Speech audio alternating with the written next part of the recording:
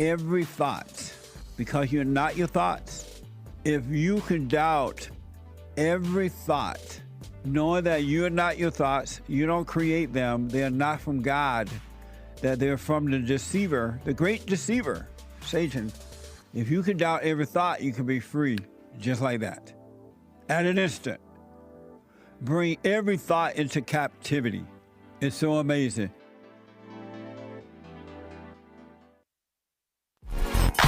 So, here's what I recommend. I invite you to download my silent prayer. I know some people have called in and they wonder if the silent prayer is working. And I just want to take a second and to tell them that it works. You just have to stick with it. Yeah. That's the first thing I started doing before I even forgave my parents. And I was so depressed and suicidal at some times that I just would have to stop in the middle of my job or whatever I was doing and go into the silent prayer. And it really does help. Like, I don't have those anymore. Amazing. You haven't seen anything yet. Doubt every thought. Bring every thought into captivity. Just let them all pass. Don't judge them. You haven't seen anything. It gets better and better and better and easier, easier, easier. So my gift to you, no charge, at rebuildingtheman.com/church. I have books that are amazing. I highly recommend you get them. 7 Guaranteed Steps to Spiritual, Family, and Financial Success Guide. Even if you're not starting a business, but you have a job, or you're on welfare, it can help you if you do. Be doers of the word, all right? From rage to responsibility. From rage. That's what I write about in the first chapter, especially how I overcame. Scam. How the black leadership exploits black Americans. They are using them, and blacks are too willing to be used. And then my last book, The Antidote, Healing America from the Poison of Hate, Blame, and Victimhood. They are all amazing books, and they are helpful. Go to rebuildingtheman.com if you want an autographed copy, or call 800-411-2663.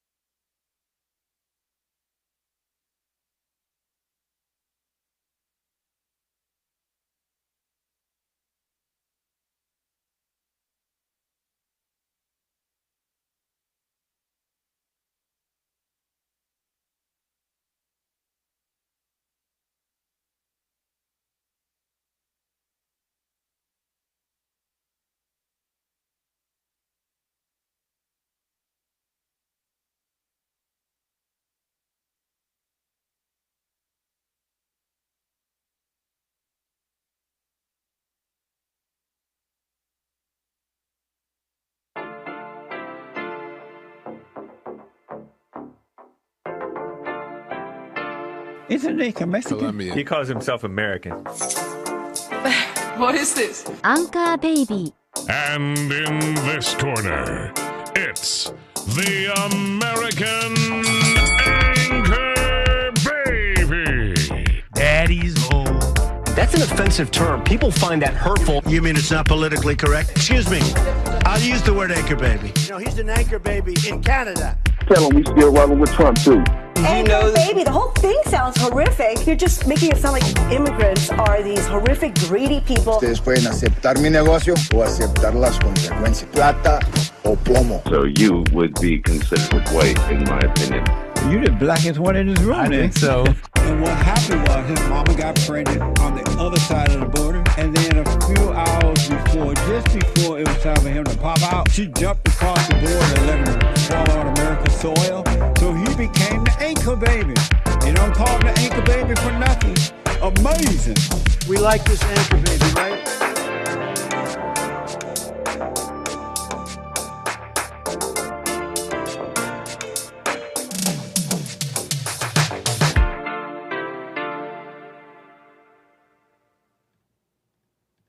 Hello, I'm the American Anchor Baby, and this is my show. Thank you for tuning in, folks, on this fine Monday. It's a fine Monday to have you back here. What a pleasure it is. We got a bit of a show for you. and let's get into it. So I appreciate you all here today. I see you all in the chat. Welcome to the show. We're going to be getting into it here in a moment. How was your weekend? Nice to relax, right? But we're back here on Monday. Happy Men's History Month. What else can I say? It's a pleasure to be back. Couple of things to get into. So we'll be getting into it. How you doing, everybody? Welcome. I see you there in the chat. On rumble.com/American Anchor Baby. On YouTube, how you doing, folks? And, of course, punchy.tv/Anchor Baby. How you doing, everybody? Okay, that's everything there. That's our housekeeping. Nice to see you there, Sion. Nice. Welcome, everybody. Can I say, there's a number of things to get into. Kind of got a whole bunch of news, a bunch of random stuff. And look, there's plenty of stuff that you guys might want to call in about. You can bring it up, argue with me, whatever it is. I'm willing to talk about it. So I know Raja Jackson's on your mind. Maybe later, okay? We got some stuff to deal with. Mom Donnie's bench press. Look, that's the silly stuff. There's news. I got this trucker stuff on my mind a little bit. They got these millions of signatures, and they're trying to find leniency for this truck driver that did that illegal U-turn. You know what? Maybe you could say he's being hit with a bit of an excessive charge. Maybe there could be an argument there. Maybe it really doesn't matter, because you could say, let's say it is an excessive charge. It would just be because of a desperation, an inability to govern. So people are mad about this guy. Because the real problem is he shouldn't have even been there, right? Besides the illegal U-turns, can they drive? Can they not? By the way, on that, though, I got to give you some points on reading English is actually very important and can be a sign of a very dangerous of an accident waiting to happen that could have been avoided. But really, what's interesting to me about all that is it's like the country's not coming back, right? I love Trump, okay?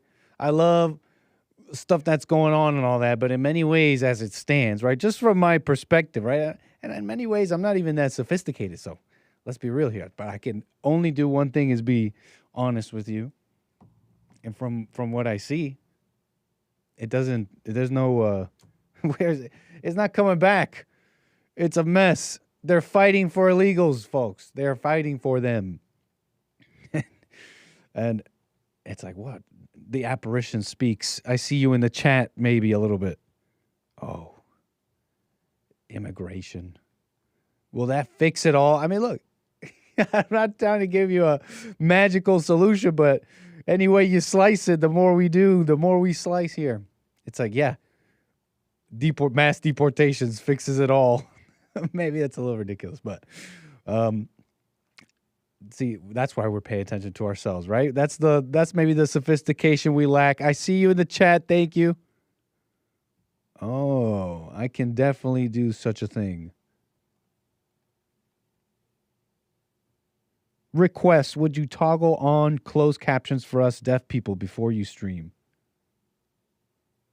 Oh, so I have to do it for the next stream? Captions. Oh, I got you, bro. I think I got you. No, wait, I don't think I got you. How do you do this? Can I enable captions for this stream?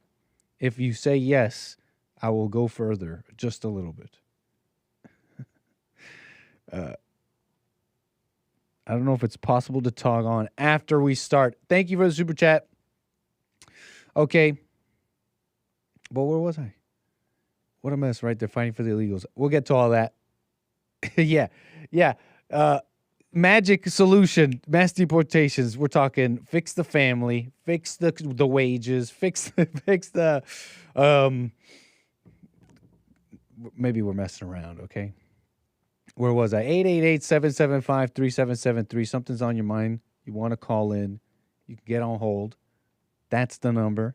We'll get to all the supporters and all that stuff. Hake with the crippled ears, possibly. Thank you for that. Yep. 888-775-3773. You know, it really is just pretty much just get into this. Look, petition supporting illegal migrant trucker accused of killing 3 people gets 2.2 million signatures. You may have already heard of this. You're probably familiar with the guy, right? He took that U-turn all the way to he's on the right lane here. Takes this U-turn.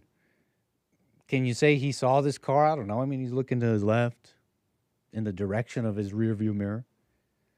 Takes that turn.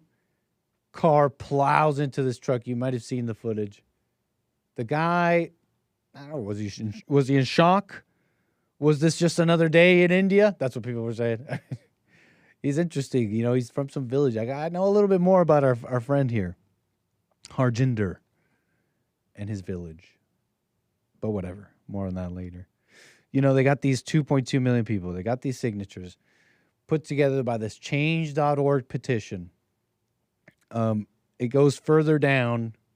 Grassroots organized by these Punjabi Youth Voice or Coalition or something like that. More on that in a sec. And they get these signatures. There's no sentencing quite yet. He's facing 45 years for 3 counts of vehicular manslaughter. And it seems like, well, they're saying leniency. They're calling for leniency because they're saying this is just too far. 45 years. He's young. For an accident, they're saying it doesn't make sense. This is excessive. It's far too much. Maybe, I don't know. Maybe. You can look up like normal charges in Florida for vehicular manslaughter, or like when it's just an accident, which I believe is something else. Because you have to be reckless and negligent. But the point is, I've seen 5 to 10 years for accidentally killing someone with a car in Florida. So whatever, you could say maybe it's excessive. I don't know. I know we have truckers calling me like, you know, illegal U-turns. These kinds of things happen. You know, these accidents are a little more common than you think. Is this a little bit of public opinion? Could it be? Maybe. I mean, like that really doesn't matter to me because it's an accident that should have been avoided. Because you have native truckers who fall asleep. You have truckers that, you know, whatever, they'll do this or do that. And then you have truckers that failed in English language proficiency, giving just 2 correct responses to 12 verbal questions. How bad is that? On top of that, only successful in identifying 1 of 4 highway traffic signs. This is our Harjinder. I forget his name. Singh. Harjinder Singh. 28. Wow. This is a 28-year-old.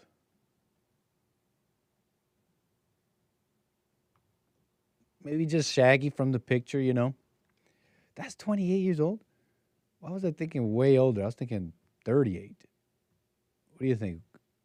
If we could see beyond the ad, what do you think? Is it just the, like, unkempt hair? It's just this picture, maybe? Whatever. Sing here. You're familiar with the story.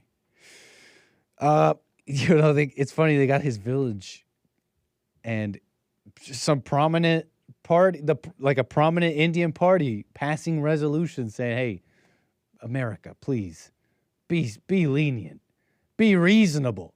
There's 150,000 Punjabi truckers who, if you start messing with their visas, you know, it could be an issue. And I'm like, what the heck is this world?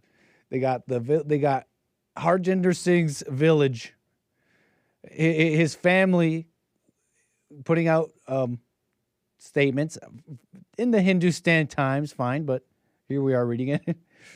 They're like, he's 28, he can't get 45 years. And then an Indian party. The village Sarpanch. What is that? The village Sarpanch, Jashandeep Singh, said they stand with the family and appealed that no harsh punishment be given to Harjinder. Shall we travel to India? Sarpanch is a decision maker elected by the Gram Sabha. But what? It's elected by the village-level constitutional body of local self-government called the Gram Sabha in India. Look, local governance, it's how people are ordering themselves in this part of the world, folks. It's called the Sarpanch. We're getting educated here. I didn't know this. We're reading this for the first time, some of this. Sarpanch, the village Sarpanch. So you understand here? It's like, why is the village Sarpanch? And not saying that I really have a sway. I'm kind of stretching this here, but why is this even a part of the conversation? Having any sway? Not that, I don't know if they would, but I mean, it went to the Indian government. So where was I? 3 people, where was I? It could, so real quick on that, if it's a trucker that falls asleep, if it's a native trucker doing this, okay, fine, those are bad. But then this one didn't have to happen. So open and shut on that. Yeah, I mean, it's these accidents happen, but this one could have been avoided. But what can I say about this, folks? It's not coming back. Fighting for the illegals. Can I show you what I mean? In fact, look at this. Is this old?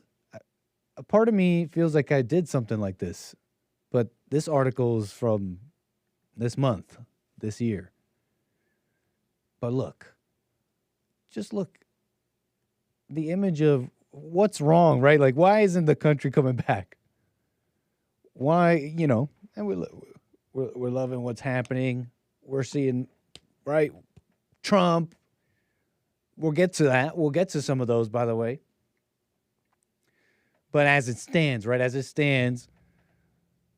you have the public with an image such as this. And you have to think, well, until we see some of the results of all this stuff, we start really, there's a mass deportations or whatever it is. This is a sign of the end. Now, I'm being a little ridiculous, but this is not that ridiculous. This is freaking Kilmar Garcia in the style of the Hope Obama posters. It is an emergency. Is that you, Doom Jesus? This is an Obama style Hope. Is this an old picture? I feel like we did something like this. Anybody remember? Look, in Democrat USA colors. This is an emergency. This is an Obama Hope poster of Kilmar Borrego Garcia.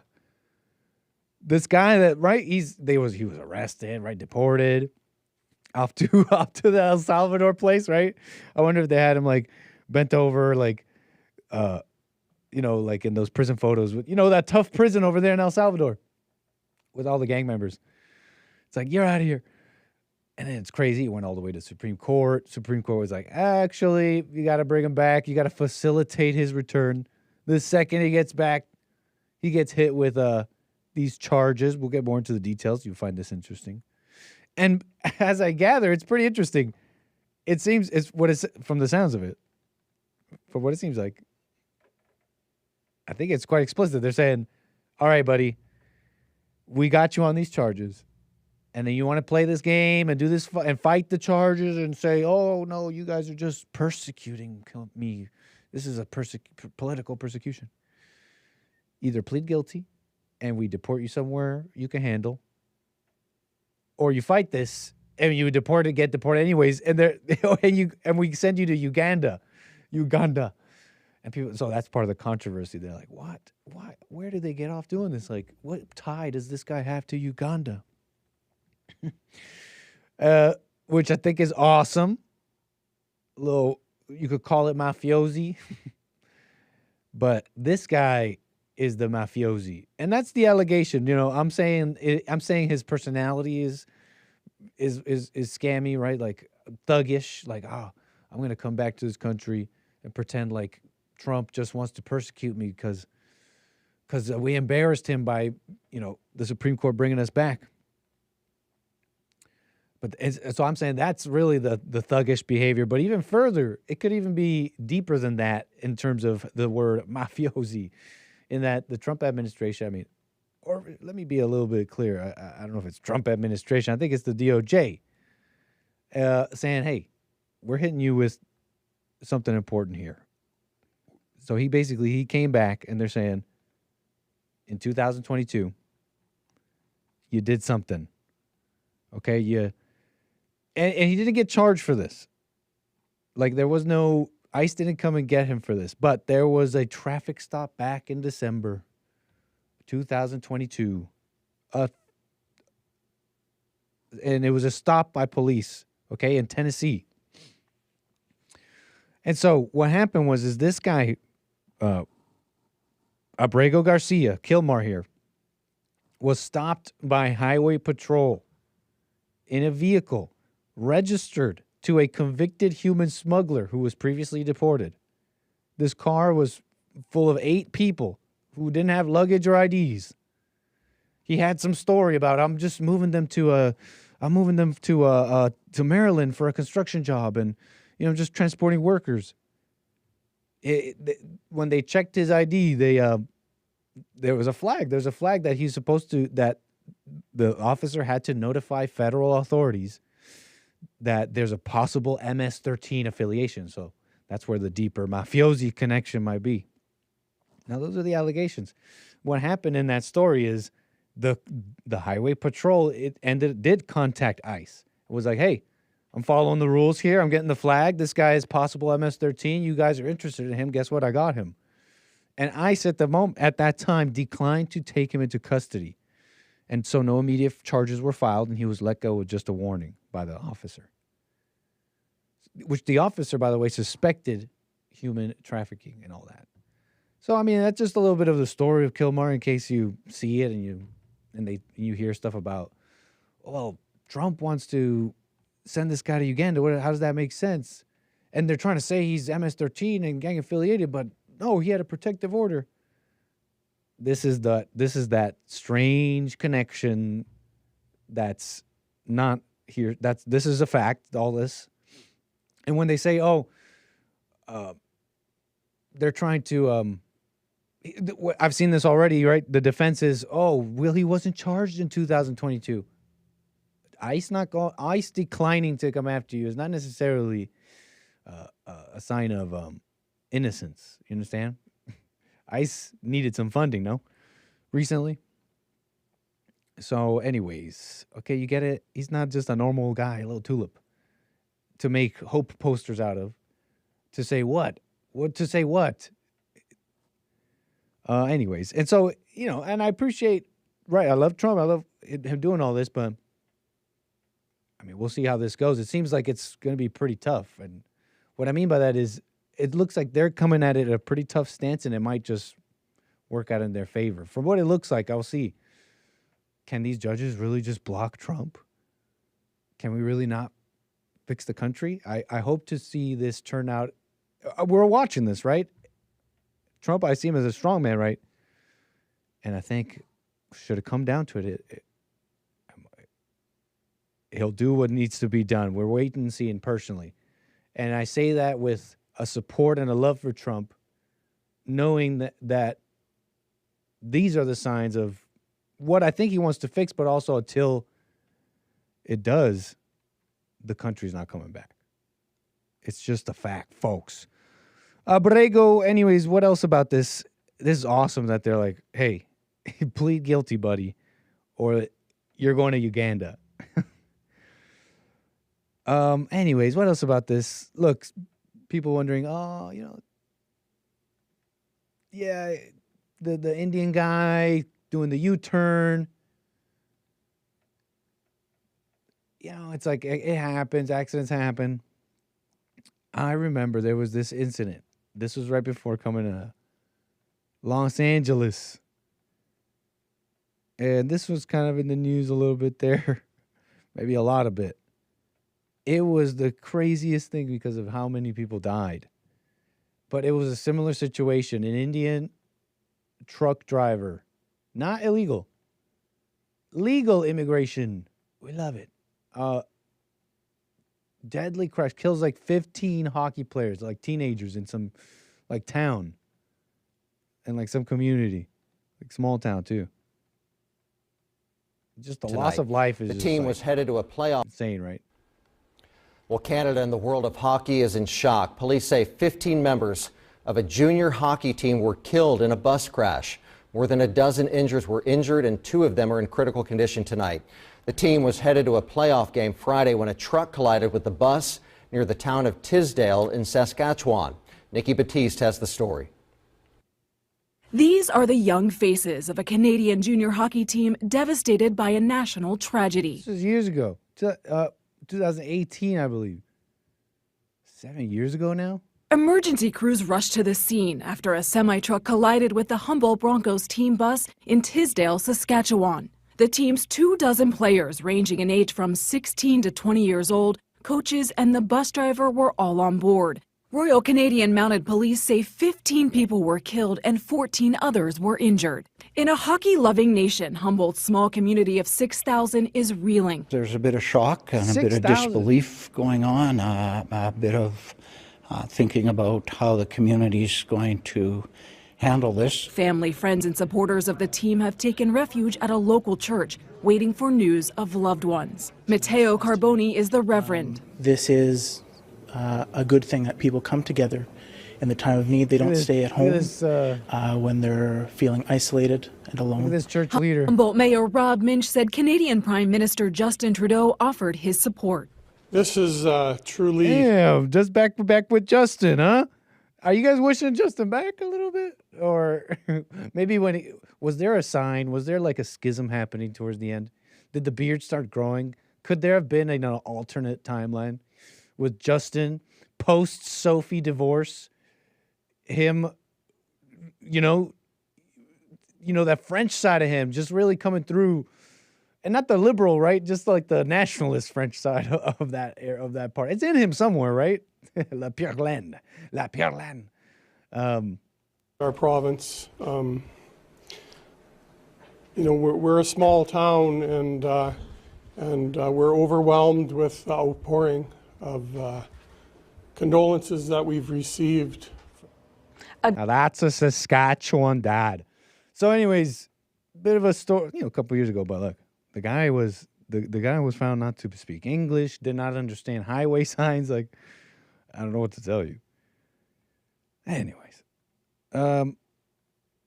it's all a little bit interesting to me, sir. People, folks, look, it's a little fascinating to me. I don't even bang the drums. I was about to say, I bang the drums on this. I don't know if I bang the drums on this. It's just a common thing. Look, I grew up in Canada. I've seen some of this in an advanced state.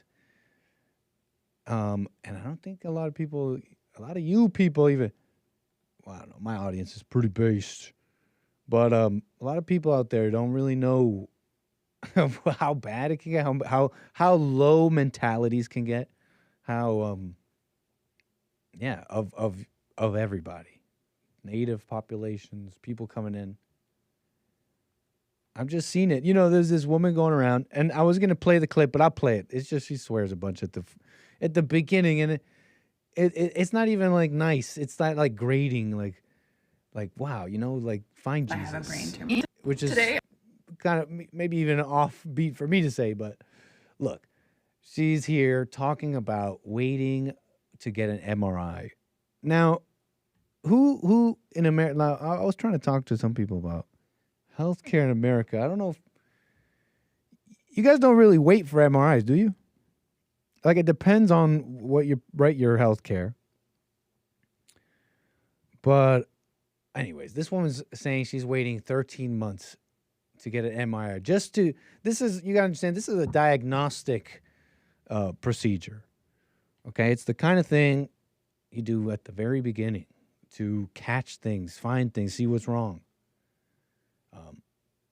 And in Canada, well, I'm very familiar. I mean, I remember getting my OHIP before even having a driver's license. And I forget exactly how, but your OHIP in Ontario, this is across Canada, but the provinces run it different. They run it a little bit differently.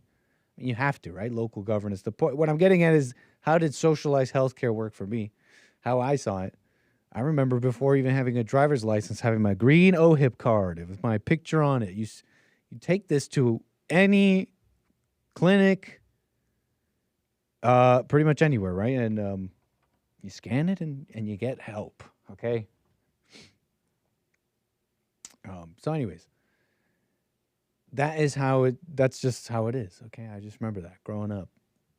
There's people, this is what I was getting at. Here's a video of a woman telling you exactly what I've been telling you. I've told you this a couple of times. Here's what she's not saying, though. Here's what nobody in the comments is saying. I'll tell you that in a second. Look, watch this woman talk about this. Let's watch.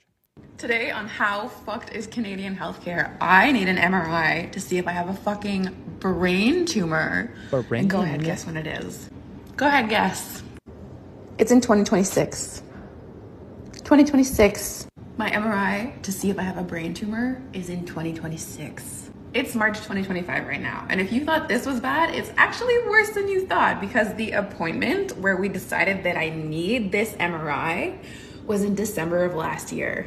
So it's not like it's 10 months from now, it's 13 months. It's a 13-month wait to see if I have a brain tumor. At first, I just thought this was a mistake because having an MRI every year is like a monitoring timeline. Like I already have an MRI every year for my spine tumor, which is why we think maybe I have a brain tumor too.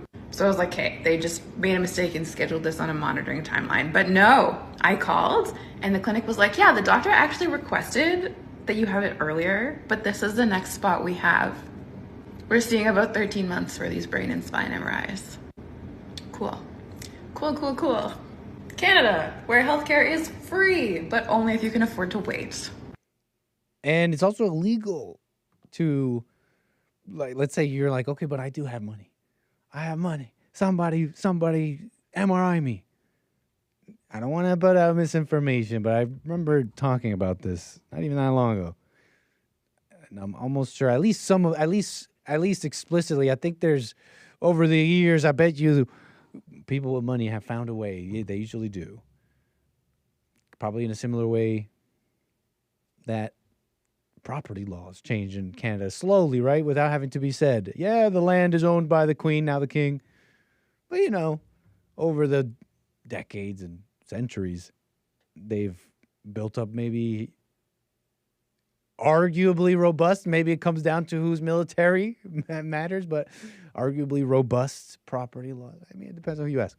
Probably in a similar way, healthcare I bet you has found a way in Canada, but it remains expensive. Imagine being on a waiting list. Here is the part they don't say though.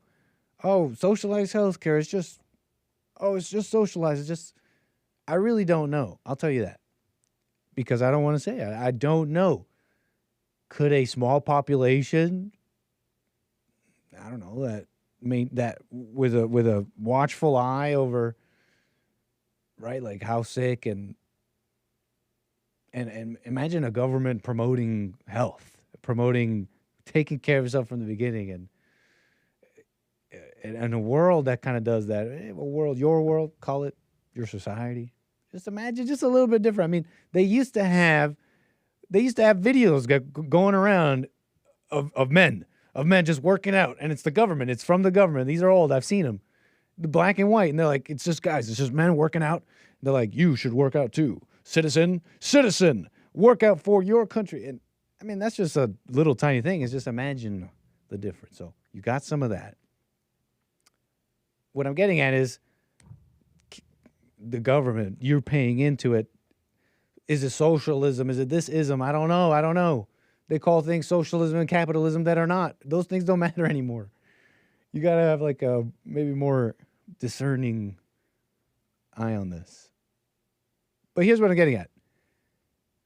Whether it's right or wrong, I bet you there's a lot of problems economically. Here's what you're leaving out. Look, you can't even get to that when you have this, when you have what's really happening with a system like this. It's overloaded. Whether it's this ism or that ism, it's overloaded here. And so what is overloading the systems? It's old, yeah, it's not just immigrants, but that's what tips it over. That's what's tipping the scales. It's done because of that. And people don't realize this. It's not just programs, and so it's not just welfare. Like, this is a program where if you are an Indian immigrant in Canada, you get this health care. No. Consider again that a whole bunch. When did I get an OHIP? I think I had an OHIP card in Canada, by the way. Let me say this. Well before I was ever a citizen. And that I'm positive of, because I only became a Canadian citizen. Mere years ago, like I was already here in America, like working for Jesse, and I went back to quickly get that done because they had approved me. Something like that, I forget. And I was like, wow, that's an interesting thing. I mean, it seemed like a shame not to, so I just did it. You know, I have my personal thoughts. I have these 2 passports, right? Dual citizen Nick. Never let him in the government. Hey, whatever. You might lose out on a good statesman, maybe. Could the anchor baby be a good statesman? But I'm with you.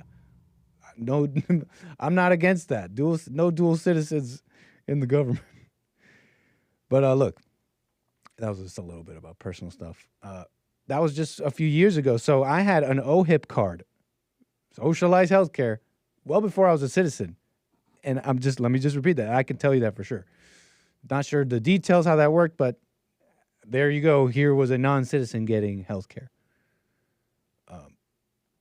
Definitely was a resident, the equal to a green card holder, a permanent resident. But anyways, enough about that. Where was I with all this? It's not just, this is the point I was going to say. It's not just like welfare programs and official stuff. It's unsaid, unofficial things. I saw this with my own eyes in the immigrant groups around me. Getting ahead, jumping the line, right? Hispanic doctor, Hispanic secretary, let's get you ahead. Let's get you that call. Let's get you whatever. What do you need? Right? Hispanic mom, Hispanic. I bet you it's the same Indian doctor, Indian resident, whatever.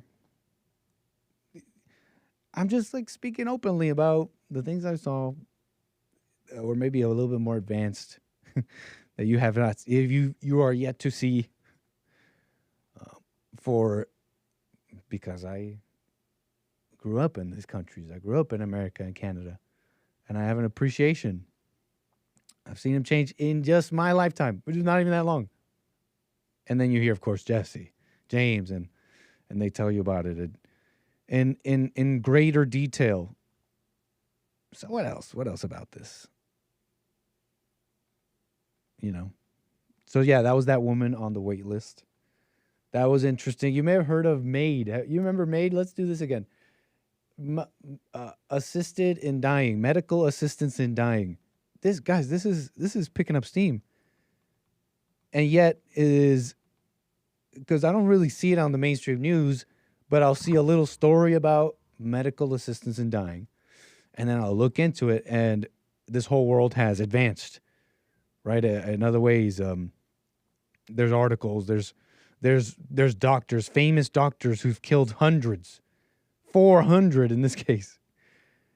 Dr. Ellen, is this Wybe? Dr. Ellen Wybe? I don't know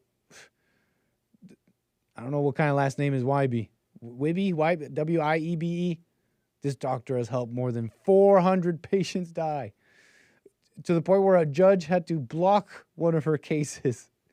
All right, lady, that's enough. Somebody take the button away from her. We had to get the judges on this and block Dr. Ellen Wybe. That's enough. 401. We're going to stop you at 400. I'm sorry. Some people are confused by OHIP card. OHIP. Ontario Health. I forget what that is. OHIP.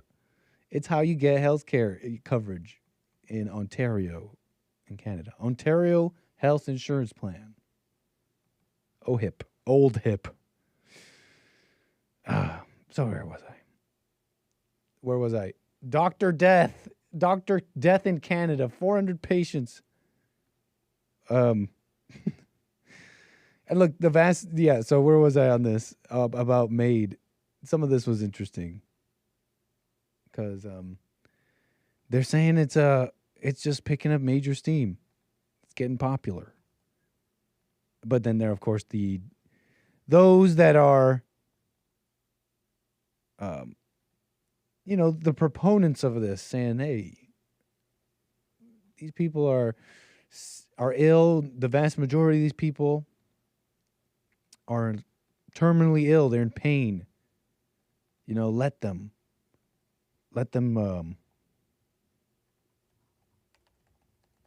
Hold on here. There was an interesting article on this. And I know I saved the link incorrectly, but I bet you I could find it. I bet you I could find it. Hold on. The enormous number of Canadians who died by assisted. Not that one. It was interesting because it was describing how the numbers of people picking up medical assistance and dying in Canada are surprising because there are a number of other countries and even some states who have similar laws for a longer time, but they have not had an increase like this. So you got to wonder what is going on. Like, is it something more? Is it how the medical industry is billing this over there? What is it? Because I remember the articles talking about, oh, so-and-so was merely homeless or just depressed, and they were offered medical assistance in dying. What is driving? You would think, I would think it's a bit of a public health, what do you call it? Emergency, a public health interest, right? To find out, well, okay, in Sweden or wherever else, here it is, terrifying new details of Canada's assisted suicide laws. There we go. Hold on here. You got to wonder, right? You got all these countries. They have similar laws, but they do not have anywhere close to an increase like this. They don't have maybe they have a doctor death, but is she as prolific as our Dr. Ellen Wibby? Is there anyone as prolific alive today? Is there anyone as prolific and alive today as our Canada's, our very own OVOs, Canada OVOs, Dr. Ellen Wibby, who is a doctor, by the way, for your well-being? She was interviewed actually in this New York Times thing. Kind of interesting. Let's kind of go through a little bit. Some of the questions she was asked, some of her responses. I bet you some of you guys might agree with her a bit. You guys are a little more liberal than you think. Here's what you think. You think you're so conservative. Dr. Wybie, I want to tell you up front, my mom died from MAID in June in Ontario. That's why I'm talking to you. There's no easy way to say goodbye. Let me see. Try not to spend too much time on this.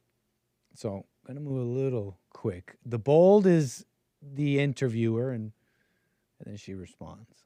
I assume plenty of doctors support MAID, but I don't know how many would want to be MAID providers. What distinguishes you from other doctors? Well, human rights has been a major focus of my life. My other practice is abortion. I'm interested in two things. Human rights, right? And abortions. It has to do with people's rights over their own lives and their own bodies. But, that's kind of a made up term, right? Your right to your own life. Tell me it's easier. Here's an easier one. Let me start with their own bodies. That one's easier because it's like not right. It's someone else's body, a body being created in your body, but it's in the woman's body. So it's really an anger and a hate of her own role because it has to happen in her body. And if it just didn't, I guess she wouldn't feel like her rights were taken away, right? But right, nobody forced her to have a baby. It really is a resentment that that the baby has to come through the woman, even if they don't know it, right? Like somewhere deep down, it's why do babies have to be created in me? And then now that it's happening, you resent it. It's like you should have thought of that kind of thing, right? And so you have to, right? You have to bend over backwards and create this lie and say, that's your body. You see that other thing inside of you growing? That's actually your body. But then you could even go further. People's rights over their own lives. I mean, who really, tell me, how often do you see someone exercise a right over their own life? Okay, let me not get sticky here. I mean, obviously you have your rights, right? Legally and all that. But to be this doctor, to go around and I'm like, I'm a human rights person and I really care about your right over your own life. It's like, prove it. Prove that you care. Prove that you care about your right over your own life. How have you treated yourself your whole life up to this point? Be honest, Dr. Ellen Wybe. And then, I'll be honest too. I ain't on no high horse. I feel honored that people trust me to help them through these difficult things and they're going through, and I can hand them the autonomy that they've lost by killing them. Now, okay, I'll tell you this. This is kind of why I was saying, like, you're probably liberal too. Now I'm reading some of her answers. I'm like, if someone is like terminally ill and in pain, there is a part of me, like, I have to like think this through, and I realize to myself, actually, you know what? I think I should have some space with this. But I don't know if it's growing up the way it grew up or something. But my quicker reaction is, well, you're in pain at the end. But there's something spiritual about pain.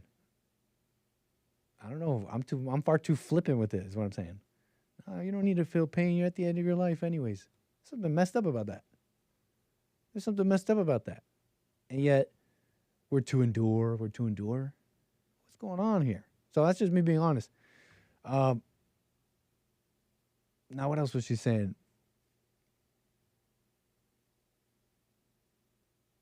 Oh, yeah, it's a slippery slope. She's like, it's not. And we are really careful. We determine exactly who really needs it. And how she doesn't want to be this burden to her family in the future. So please let me maid myself too. Whatever. Anyways, Dr. Ellen. Ellen. Sorry, pardon here. Let me just trying to close this. Okay, we're done with Ellen here. So my Canada, what happened? Maybe you're putting the story together for yourself a little bit. Well, what else? 888-775-3773. You'll get older, Nit. Your opinion means nothing right now.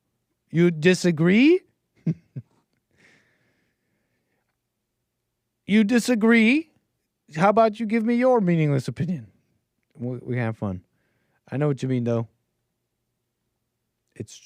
What's an opinion? So what was it? 400 healthy babies she killed? Oh, she's so nice. I don't think that's what it was. I don't think that's the story, Maina. What's up, Salazar? Thank you. Thank you so much. Yeah, appreciate it, chat. We'll get to all of you. We'll get to all that. 888-775-3773. 55 million visas. Bit of an old story. Maybe a little bit older. Kind of right last week. Whole bunch of visas. They're saying, we're watching this now. We're looking through these with a fine-tooth comb because we need to find if anyone is committing crimes. They've overstayed the visa already. They just shouldn't be here. Whatever this violation is, we're going to find it on a part of a growing crackdown on foreigners who are permitted to be in the United States. In a written answer to a question from the Associated Press, the State Department said all U.S. visa holders, which can include tourists from many countries, are subjected to continuous vetting, with an eye toward any indication that could be ineligible for permission to enter or stay in the United States. That sounds like 55 million. What? That's like they say that's kind of like the higher estimates I hear about how many illegals are in America. I don't know. Part of me thinks it's even higher. But some of the estimates kind of put it there, 60, 65. Or maybe that was an estimate from like 10 years ago. That's how crazy it is. 55 people, I guess what? They're just going around studying, buying, and touring, right? I have to imagine it's all visa holders, which, by the way, would also include prospective future residents and citizens. I could be wrong. I'm pretty sure that's how it works. You know, there's like work visas, travel visas, but it's the work. There may even be a visa for like immigrating, but it's basically like you accumulate this time with these visas showing more and more reason why you should be here. Let's say you're not a refugee, right? Let's say you're not seeking asylum.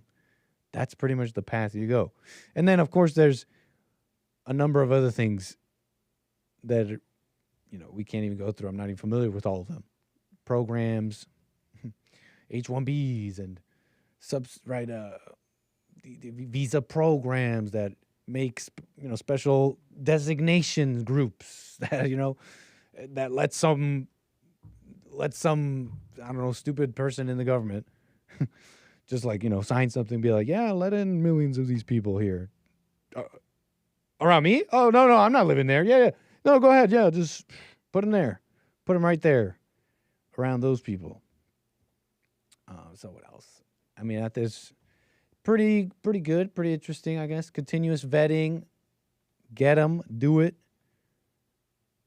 The Hill. This is where I was. I was reading the Hill article on this. And where is it? I was reading the Hill on this. And it was like anti-American, historically, the notion of anti-American, where was this? Yeah, they're saying we're to summarize, they're somewhere around here. To summarize, they were saying, look, our main things is we're going to watch for anti-Americanism and anti-Semitism. And look, I love the Jews. I love Trump. Again, as a person who's sitting here from this standpoint, from what I see, it's like you got the Trump, you got whoever came down with this, and we're going to vet all this stuff. We're going to get them on these crimes because it's important to do all this and make sure they're not anti-Semitic. I'm like, well, that doesn't seem that important to me, personally. I bet you it would turn out fine. I mean, I'm like, why throw that in there? It doesn't seem too important to me.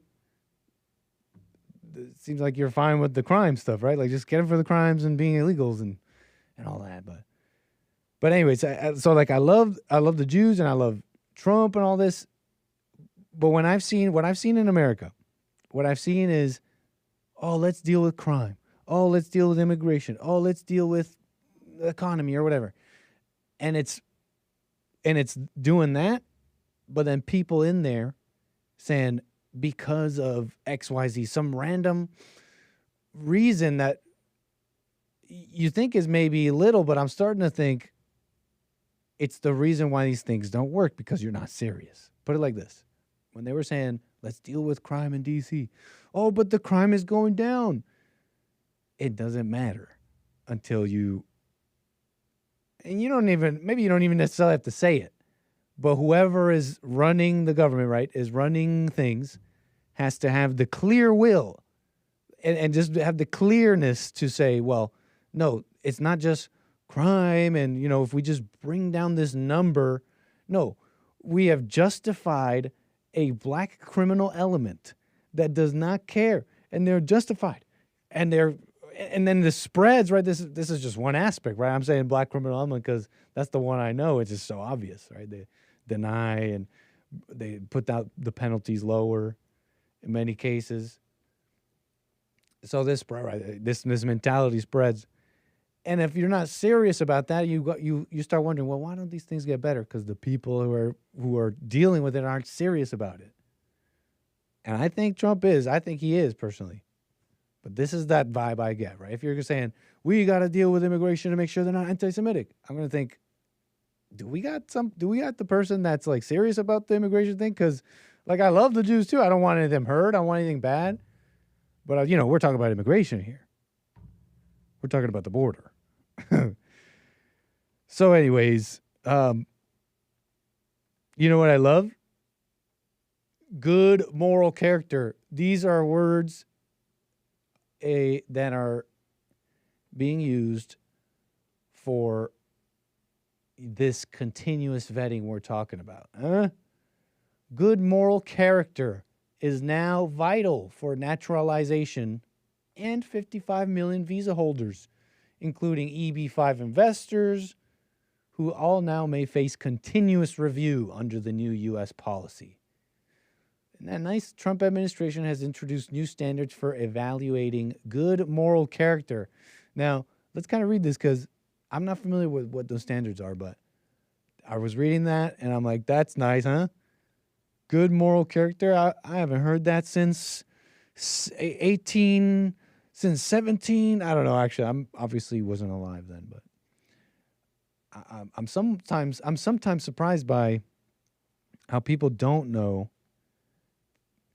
even to these heights at this point, that people don't know that was one of the original immigration laws in America. In fact, I believe the oldest or one of the first ones that try to make it clear who can immigrate to America. And they said, explicit, white men of good moral character. Let me get that right. Let's get that right. The white men of good moral character. And you know, maybe that first half is missing of this case. But you got to start somewhere, right? You got to start somewhere, right? Good moral character is already a good start. The earliest U.S. naturalization law restricted citizenship almost entirely to free, this is what it said, free white persons of good moral character. And that's from the 1790 Naturalization Act, the very first one. Free white persons of good moral character. So yeah, persons. We might have allowed some women too. So how is someone determined to have good moral character? That's a great question. Maybe we can read some of this, but I still maintain that's a great, even if vague or whatever, it's a good wording, a good place to start. But that pretty much leaves it up to Trump to just, say whatever. That's how the founders did it. They seem that seemed to have been so clear to them. From what I gather, that was clear to them that they just had to write free white persons of good moral character. The USCIS outlined the policy changes in an August 15th memo. These changes coincide with separate State Department reviews of more than 55 million current visa holders. The naturalization reforms abandoned decades of immigration policy that primarily evaluated character through the absence of criminal behavior. USCIS officers must now conduct what the memo describes as a holistic assessment of an alien's behavior, adherence to societal norms, and positive contributions that affirmatively demonstrate a good moral character, rather than relying on what officials characterize as a cursory mechanical review focused on the absence of wrongdoing. Oh, interesting. Interesting. Well, there you go. From criminal background checks to community scorecards, the transformation reverses 30 years of immigration policy that increasingly relied on fixed statutory bars rather than individualized assessments, which matters. Okay? It's tougher. It's like maybe costs more, maybe, more tedious, and you can't just shove a bunch of people in, but they're assessed. Continuous vetting. Before the early 1990s, immigration officers determined GMC broadly through a model that treated the bars in INA as the minimum disqualifiers, not as exclusive criteria. Well, there you go. Firm checklists. Get it done. Yeah. Get it done. But what else? I heard Trump wants to screen immigrants for anti-Americanism. Is Nick covering that? Pretty much, yeah, this is what I'm covering. This is that story, Hake, about the 55 million visas. and there is it is specific to the 55 million visas, but even in this article, the AP describes this expansion of what they are calling, and let's see if I can even find it, an expansion of what they were calling something akin to this deportation and intense review of pretty much everyone coming in. So I'm making that distinction because we're reading about the 55 million visa holders, but so you may be referring to something else, but it's definitely around that.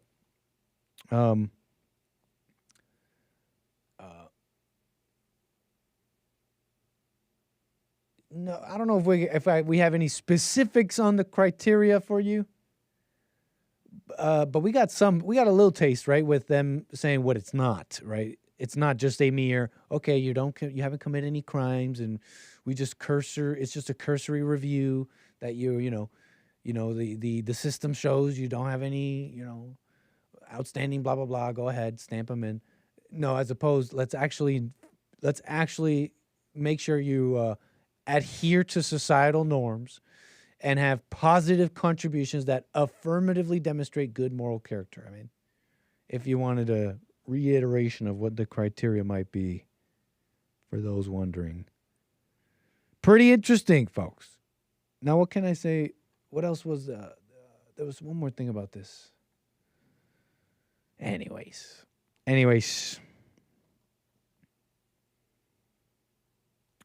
me see what chat is saying. Then we got to keep going. Nothing is over.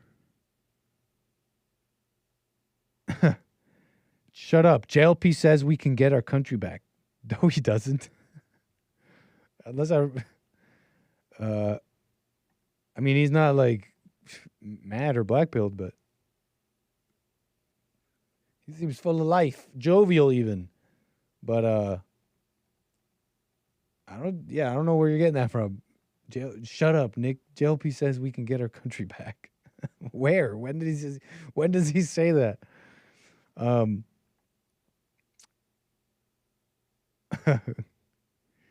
Only from anyways. True Patriot, you guys all in or what?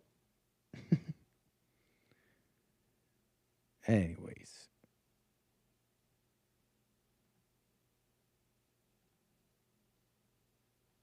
888-775-3773. Let me see here. Rumble.com/American Anchor, baby. Thank you. Thank you for that.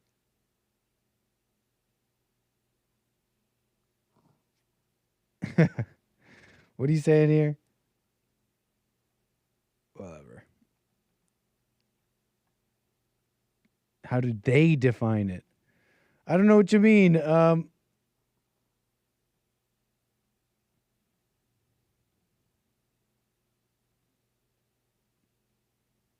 So where was I? The anti-Semitism thing, all or nothing logic. I'm having trouble with my chat here, but I was trying to respond to somebody here. Look, it's just, I think it's pretty, I think I'm just not, put it like this. I don't have a sophisticated take or view on that. But I think that's obvious. I think that's clear. If to anybody watching, I don't have a sophisticated view on that, so I don't touch on it. I don't talk about it. It's like I'm not on anti-Semitism and the Jews here with this. Like I already said, it doesn't make sense. If you want to do it, if you just cared about the immigration, you just deal with that. But anyways, what I mean by not being sophisticated is like I'm not. It's not like I'm just like hating or hateful. One thing I know is I have no hate to anybody. It's merely a political thing. It's just okay. You got they're going after the visa guys. It's like for crimes and also anti-Semitism. I'm like, well, if you want to be serious about it, just focus on the thing. So I think it's obvious to. Sorry, I was trying to respond to somebody here, but I think it's obvious I don't have a sophisticated view on that. But I'm clear. Anyways, 888-775-3773. How about that? 888-775-3773. So let me see here. We got some amazing coffees here. I want to get to you. Whoa, that's a lot. That is a lot. Thank you so much for the support. We'll get to you, someone. And Eric. And Anonymous. You don't want me to say? Then I won't say. But we love you. I mean, for supporting the show. I mean, look, everybody, even if they don't know you, everybody in the chat loves you because even if they don't know it, right? They're sitting here. They're sitting here. They got their legs up. They're talking in the chat. They're not even listening to the show maybe sometimes. So they're loving it, right? Some part of them is enjoying it. They're loving it. They won't even click the like button. They're rude. The rest of you have clicked the like button. Obviously, you love me.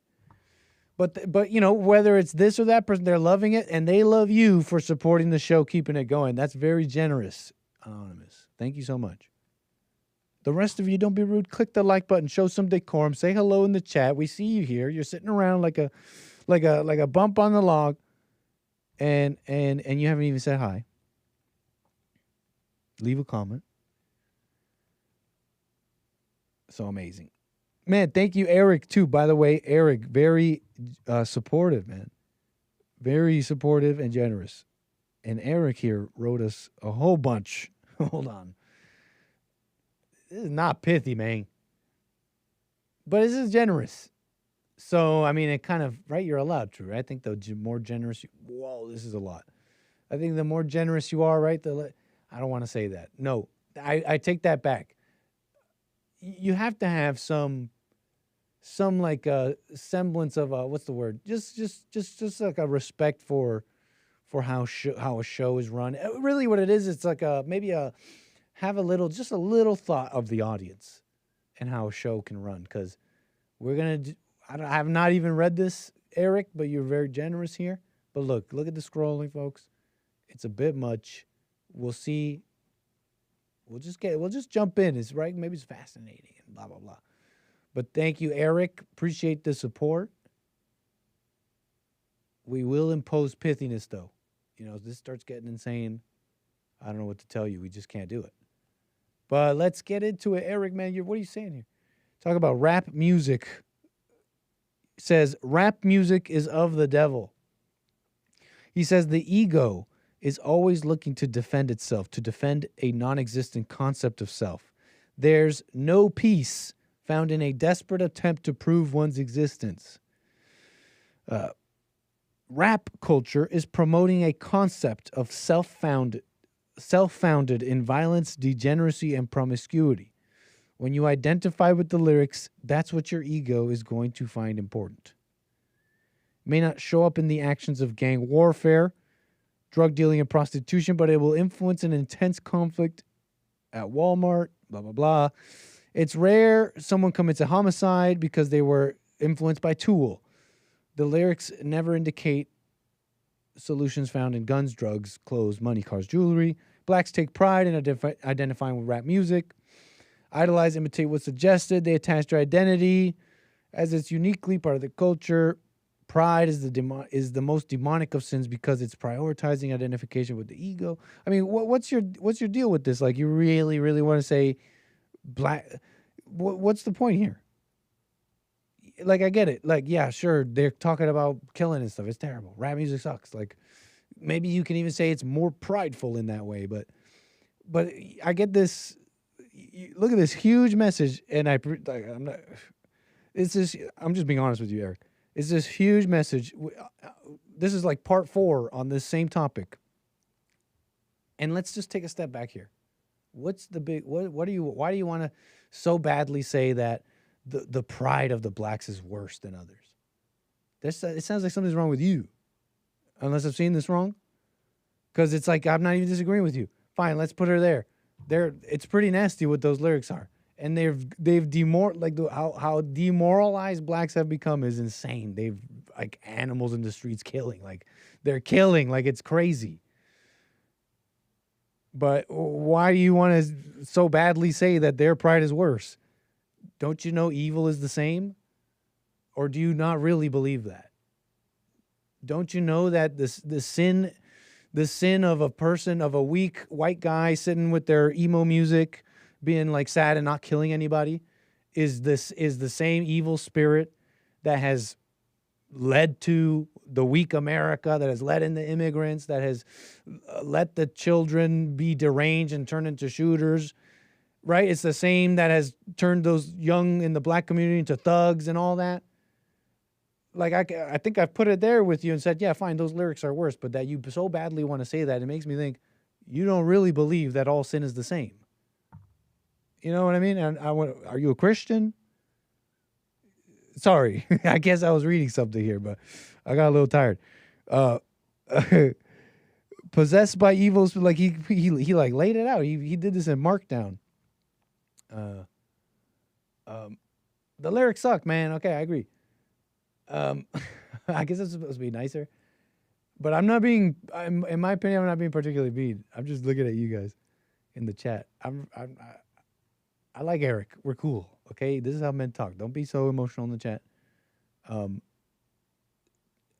Eric is cool. Pride is the most demonic of sins because it's prioritizing identification with the ego.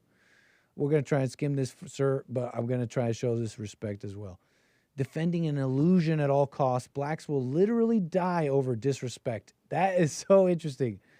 That is crazy that you can be disrespected so badly. It's a sign of a truly evil person. And blacks, far too often and far too common. Maybe we'll get to it, right? Raja Jackson or whatever. That was just a recent example. But that you could be disrespected and hold on to someone saying a mean word to you, making a joke about you on camera, right? That you'll hold on to that and be like, you know what? You disrespected me. We're going to get to blasting. We're going to get to fighting here. You said the N-word. Oh, that person deserves to get beat because they said the N-word. Like, you have to be a people, right? You have to be a people that have gone down in morality in an intense way. You understand?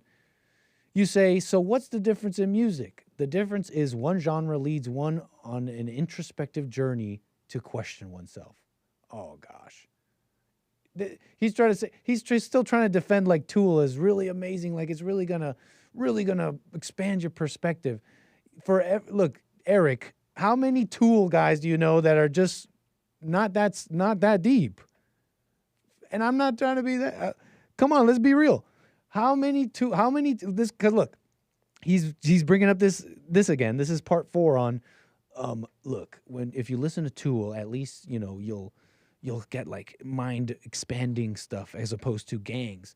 But it's just as shallow, man. I don't know. I forget what I was saying about Tool when this was brought up, but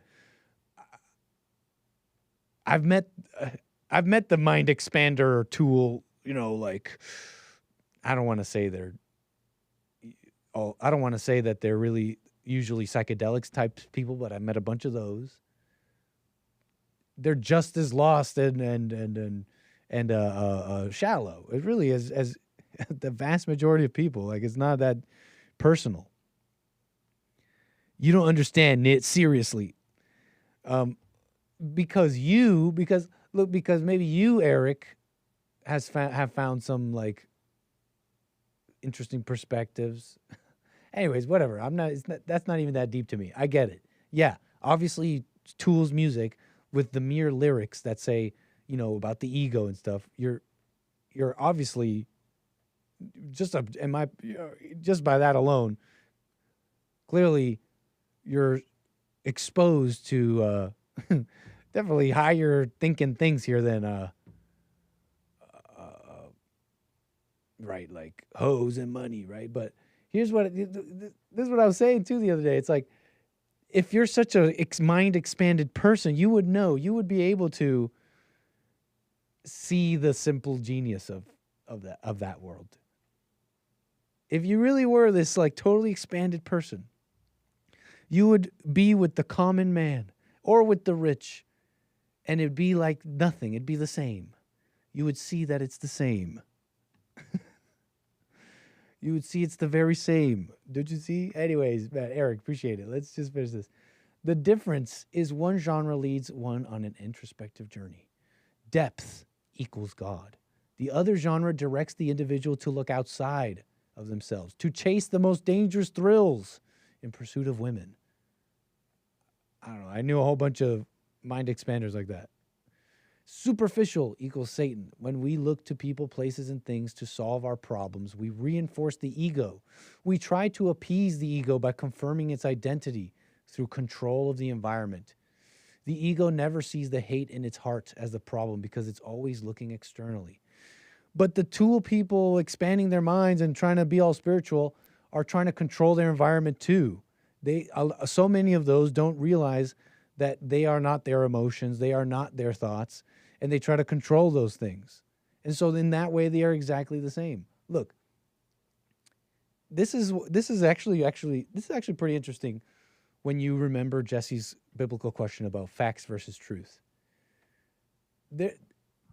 He had a really good example about facts. You know, you think so many people were saying the following, what I'm about to say is the truth, that we're in a spiritual battle, that God exists and God is good and that God is love. People say that like that is the truth. Those are facts. Demons know that. Well, maybe they don't know some of those, but those are facts. You understand? Like, we're in a spiritual battle. It's like, yeah, that's a fact. But what's the truth of it? How do you overcome that, right? What's the truth? These are more like, right? These are just facts, right? Oh, the ego and what's happening with the mind and all that. Like, they really are just facts. And they could point you to a deeper truth and all that.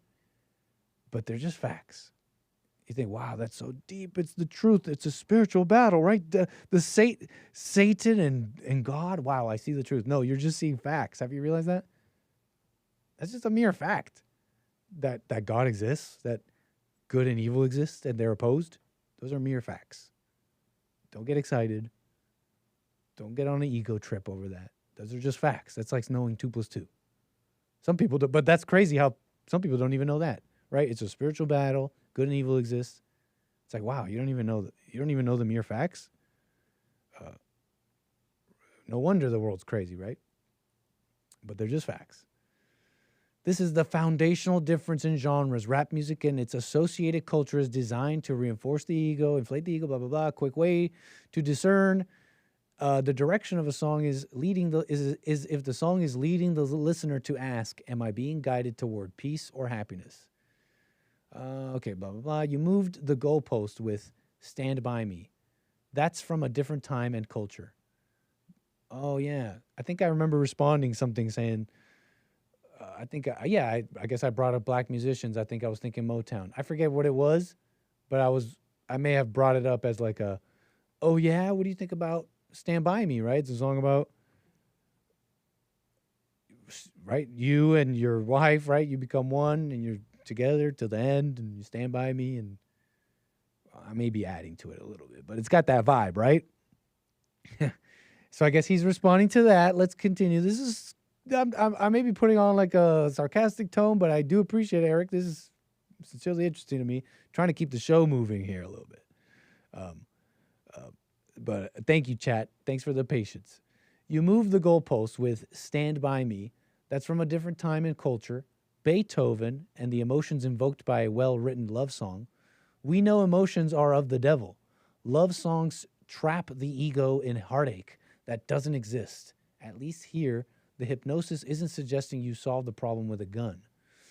I'm specifically highlighting current rap music and its effects on black culture by means of the psyche.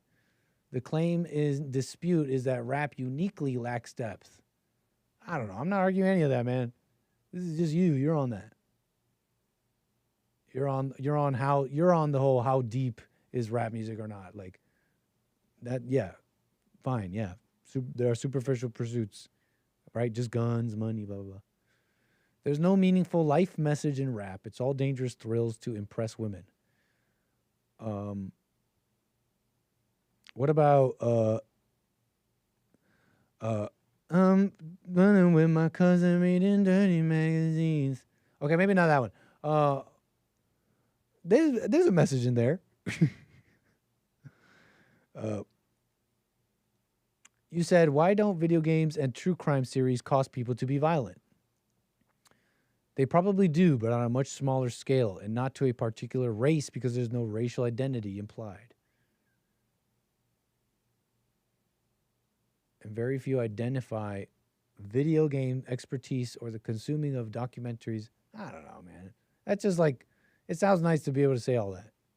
Like, yeah, well, look, this goes on. Look, folks, this is far too long. Look at this. I'm going to read this at a later date. How about that, Eric?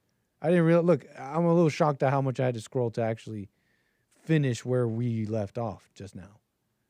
It's a little bit shocking. So, Eric, I'm going to summarize this at a later date. We'll maybe do music expo. We'll go in depth in the music. I know people like that on Chill Fridays and all that. We'll go in depth and do a little listening too. Could be fun. I've been meaning to get into a thing about genres that you guys might find interesting. Maybe we'll do a Friday, but that's a little bit. It's borderline rude, Eric. That's borderline. Nick, you're not. Don't say that to someone super chatting.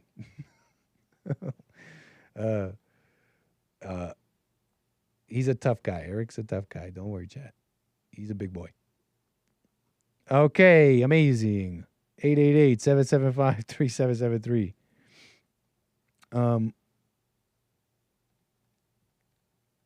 Let's see here. Let's get into something here. All right, let me see what I can pull up.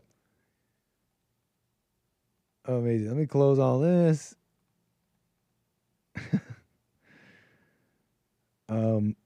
Thank you for the coffee. Thank you for the coffee.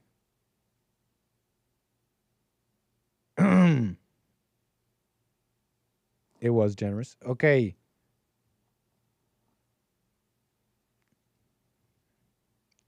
Amazing. So before I get into my next thing here, I was a little interested in that Space Force guy. Could I quickly just look this up? I heard a detail about this that I didn't know. He made a mistake. And so, you know, well, how about we do this live maybe? That Space Force shooting, right? Then the LP show report on this. Hey, what's up, Harmony? Any Border Patrol in chat? I need a reference. But so, crazy story, right? Guy gets like something like 50 plus years over a shooting. I mean, this guy was from when I was hearing about it, you know, you think story goes, guy is worried about his car, right? A carjacking, right? Is able to see his property in the middle of a situation, like a carjacking or something, and uses force, deadly force, ends up killing, I believe, and they're young too, like 13, 14 years old. Ends up killing either one or both of these. I forget how many there were, but they're trying to carjack this guy, right? His property, right? And he's some ex-Space Force analyst. They were stealing his wife's car, okay? And he killed one. Sentenced to 54 years. Orest Sure. It was a controversial one. I know it was brought up on JLP. But I don't know. I didn't think much of it. I mean, just heard it on the show. I forget. Did I even get a chance to comment on it? I think maybe even I and James did. And I forget what it was, but I don't know if I said, but look, I was thinking, look, the guy's getting 54 for defending his property. You know, that really does sound like an anti-gun thing, right? Oh, you're not allowed to defend your property, especially not with a gun, not using deadly force. Didn't you know that, sir? Right, in so-called free America? Oh, yeah. No, actually, you're not. Oh, Second Amendment? No, actually, no, you're not. It seemed like an all too familiar story of the citizen, the law abider,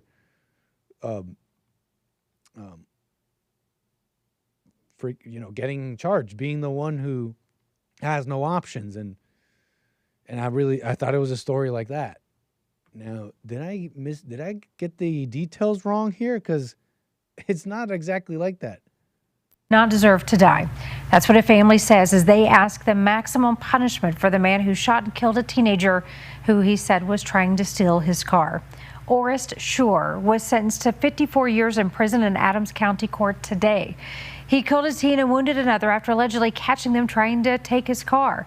Your reporter Dylan Thomas was in the courtroom. Shackled and in an inmate-striped jumpsuit, Oris Schur heard from those who he devastated.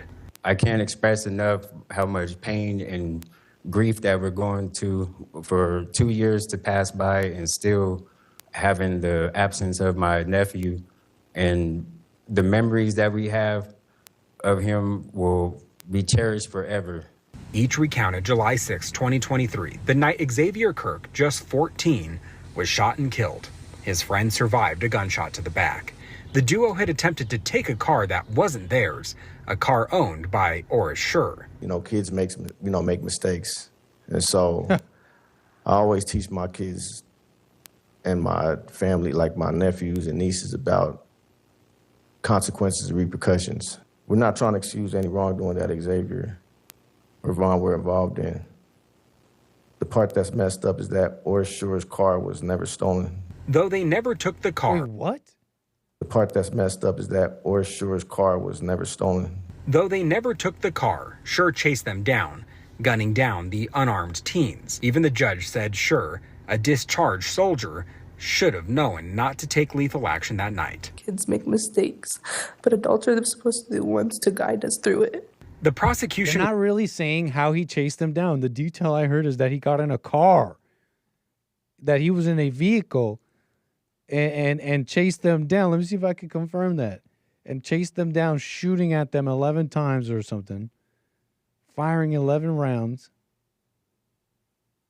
because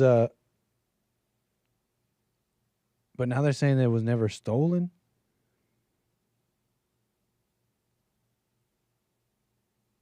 Because here I'm reading he followed the Hyundai Elantra, which is his wife's car, which makes it sound like they were able to steal it and drive it away. Right? That doesn't it sound like they were able to steal it and drive away? People.com. But this, we just heard here in this video, this guy saying the most messed up part is he never stole it. Mistakes, but who survived. That night, my friend and I made a mistake. We took a car that didn't belong to us. I'm not proud of that, and I've had to live with the consequences of that choice. But no mistake. Then we'll get to calls 888-775-3773. Especially one that didn't involve any violence should ever lead to someone being hunted down, shot, and killed. And no matter what we did that night, I didn't deserve to be shot, and Xavier did not deserve to die. Before being sentenced, Schur pleaded for mercy. I am sorry for the events that occurred that night, for the pain, for the grief and trauma that have followed, and for the impact that my case had on so many lives. As for the sentence, on one count of murder, Schur was sentenced to 36 years. On one count of attempted murder, he was sentenced to an additional 18. He was taken away to begin his sentence immediately. In Adams County, Dylan Thomas covering Colorado First. I heard someone say excessive for this, 54, 45 years for Harjinder, accidental, possibly, whatever. Hard to say that was on purpose. Well, not like murder. I wouldn't say that, right? The trucker with the U-turn in Florida. Comparable? I don't know.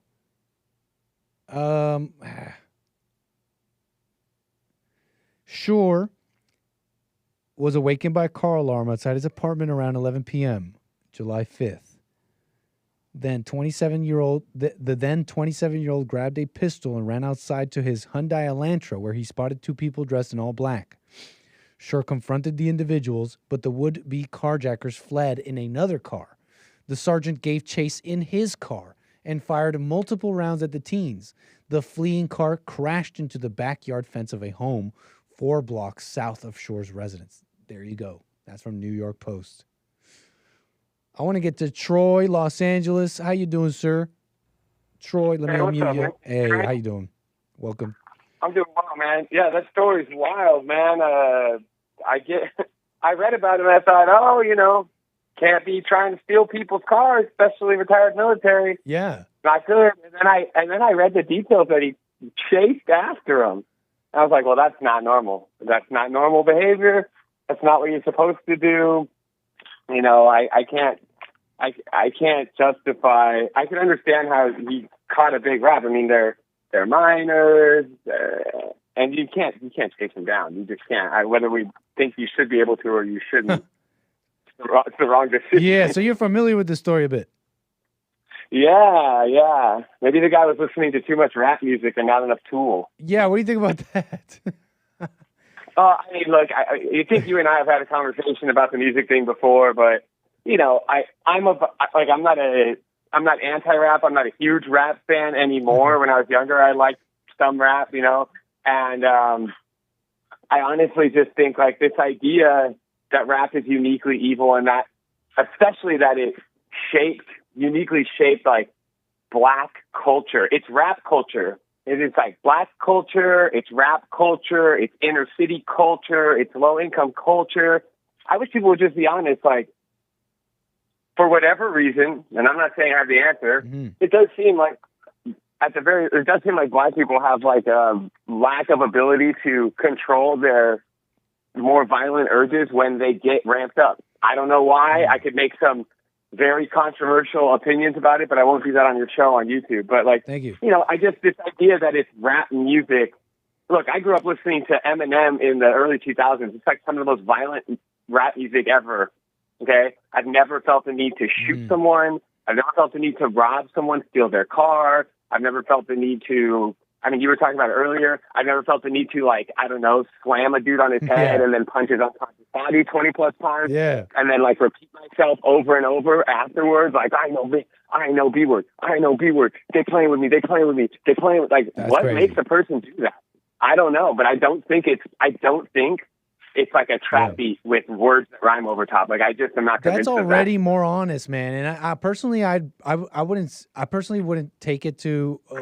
You're not taking it anywhere, but where some people might take it, I just, because I don't know. I just don't know, and I don't think I even need to take it there. But look, here's what I'm getting at. You bringing up that, hey, what if it's the black people, is already, in my opinion, directionally more honest. Because here's what I do think is unique. It's the rap music and trap beats. No, what's unique about black people is they are uniquely angry, and they have a unique justification to this anger, taught to them over decades in this country, right? You're allowed to be, right? I agree with that. They have a that's unique point. justification, a unique anger. And really, it really isn't unique because we all use the same kind of excuse, so to speak, but I'll leave it at that. It's already more honest to speak about the black people, in my opinion. Yeah, and I would actually add one thing, and I think this will complete what you were just saying. I think everyone is angry in the way we talk about. The way you talk about, I've talked about it with you, we've talked with Jesse. I do think everyone, regardless of race, deals with anger, right? The thoughts, the anger. We can go through that. We know that playbook. I actually think what might be a better way to express what you just said is, I think when dealing with that anger, it does seem like black people have a more unique struggle in how they deal with that anger. And then that struggle of how they process and deal with that anger does become, like you said, reinforced. You know, even we'll use even this carjacking. It's like, well, we didn't deserve to have that happen to us. Hold on. Right there. You don't get to thumb your nose at the status quo of what, you know what, he didn't deserve to be laying in his house and have his wife's car be carjacked. So, like, it's the rescue and cur living a life like that. Absolutely. You don't get to usurp the moral or the legal order and then talk about what you deserve or don't deserve. And that is, and if that's someone's kid, the right thing to do would be to let them know, like, no, your words are, I'm sorry, what I did was wrong, this is a tragedy, and I have to learn to forgive myself for putting myself and my friend in that situation. No different than the fighter kid, right? His dad came out, the UFC fighter, and he was like, well, he's not a wrestler, and he shouldn't have been in that situation, and no, we do MMA, we don't play around with this fake stuff. It's like, no, and he got hit in the side of the head, even though that was like hours, if not maybe, it was like well before, so he had plenty of time to cool off. He was talking about how weeks ago he got like semi-concussed in a sparring session on stream. The bottom line is this kid, if you look into him, has had a history of violent outbursts, just like many kids like him. And to stay on topic, his father, who has given him everything, he's a millionaire fighter, he's given him everything. Kid was growing up with more privilege than you or I, or most people probably watching the show. Okay? But still in that moment, his dad tells him, no, it's not your like fault, what really. I disagree with what he did, but, you know, there were reasons. Right, minimizing it. Yep. Don't get it. Exactly. It's making excuses. To your point, that's like the unique talk, justification, right? a unique, Yeah. Just because you're a black man, even though we're millionaires, we live in a gated community, but just because you're a black kid, the cops and white people and other people, they're going to be after you. It's like, that's not helpful. That's not helpful at all. That might be more destructive than the most aggressive rap music that exists. Absolutely. But I don't think the rap music is producing a product of it within society that we see as like violent slash, for lack of a better term.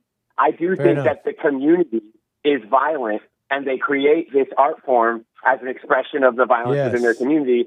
And you could go back to the Stand By Me days, and that has nothing to do with, otherwise, again, right, the music would be the same throughout history, and it's not, right? We used to have an ordered society where people lived in order, and they lived by rule of law, and they had integrity in their family name, how they present themselves.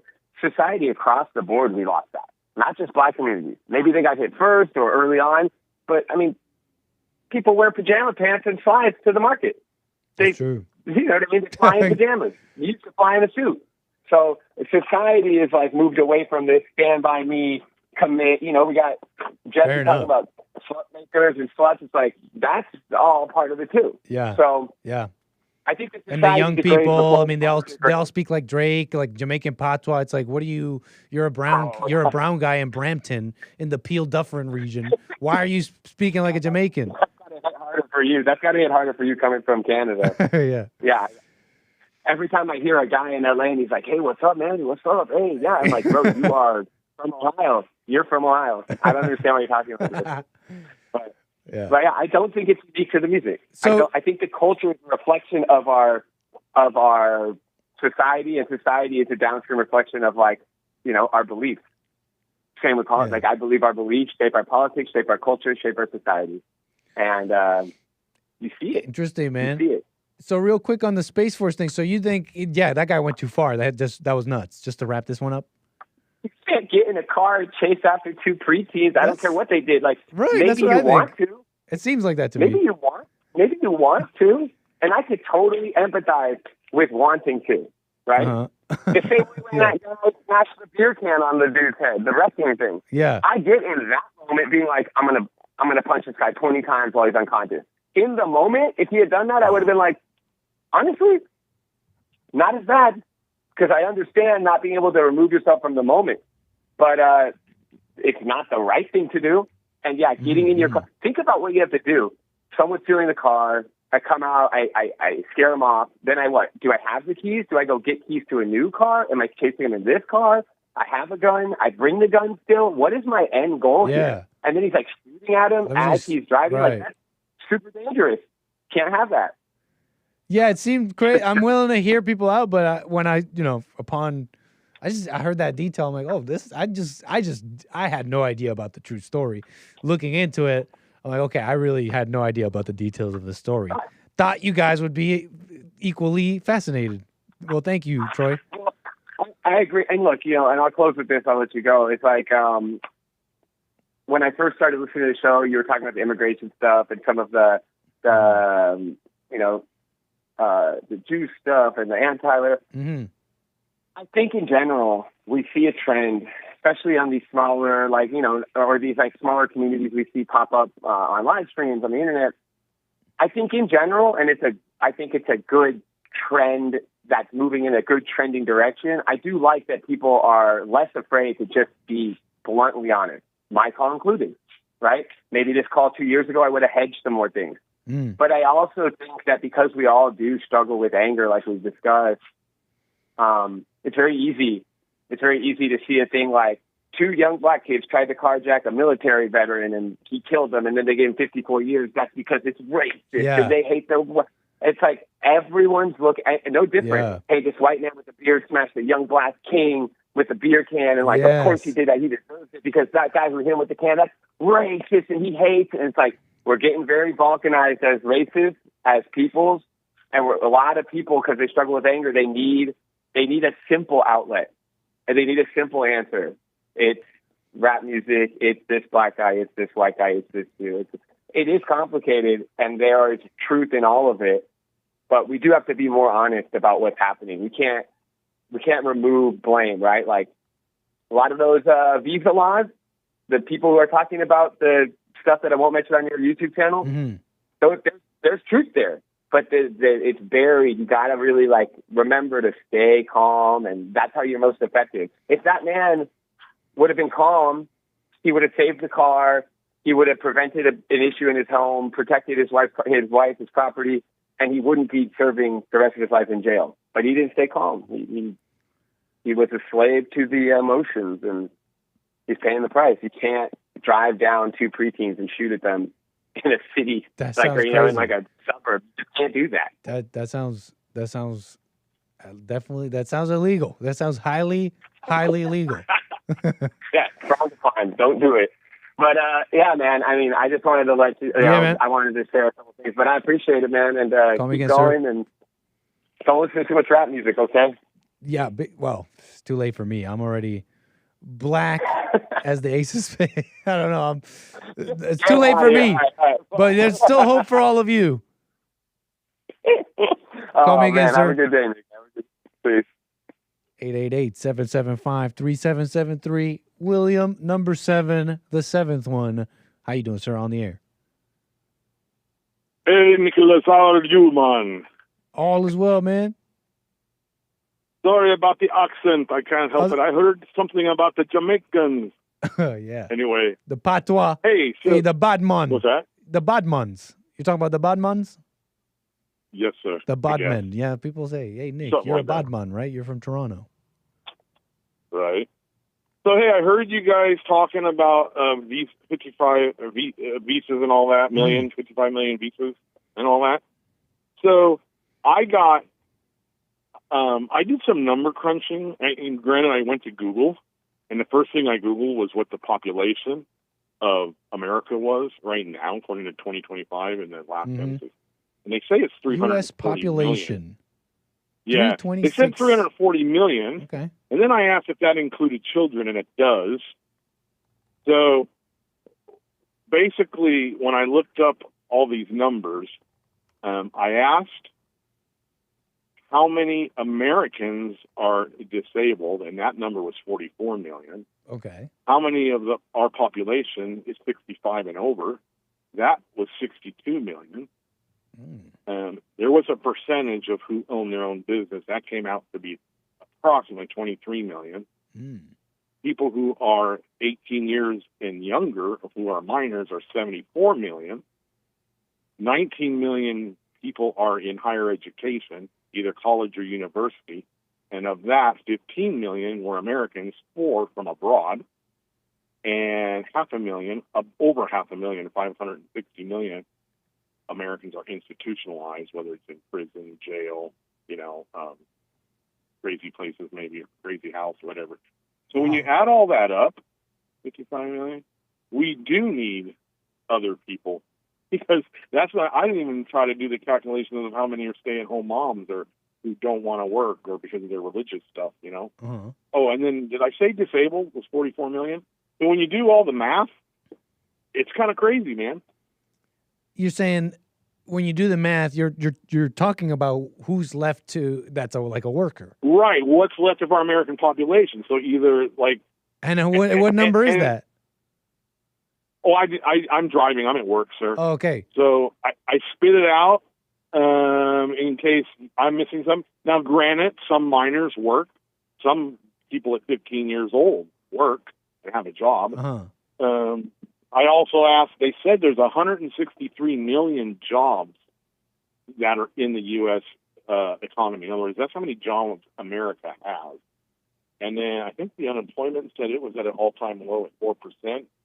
And I forget what that came out to be, how many million. But those are the numbers, 55 million. So then when you need 55 million coming over on visa, I'm assuming some of them are students. Right. And then I heard something about the EV, some kind of EB5, investment. employment investors and all that.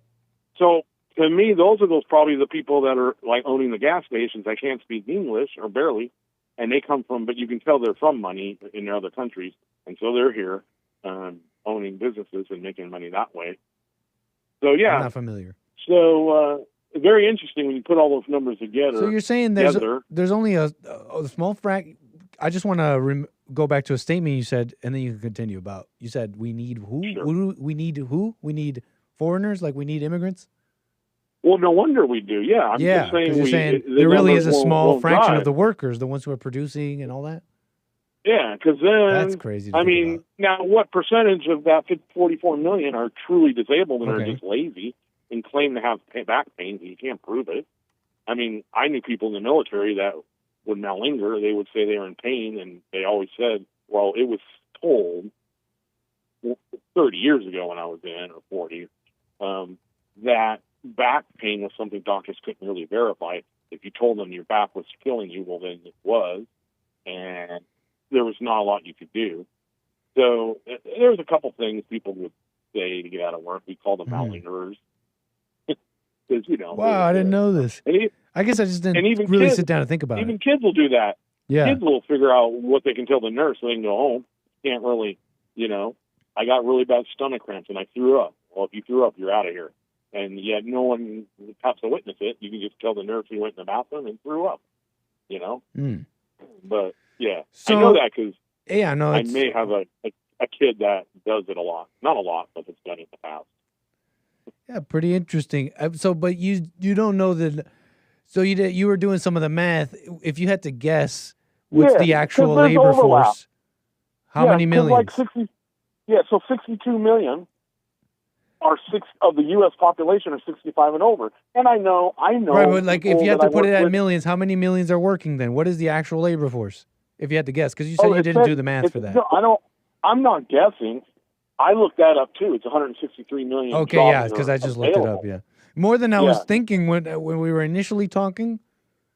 It's more than I thought. So, when you were talking, I was thinking, well, what's going to be left? Like 40 million people, right? But it is interesting to think about.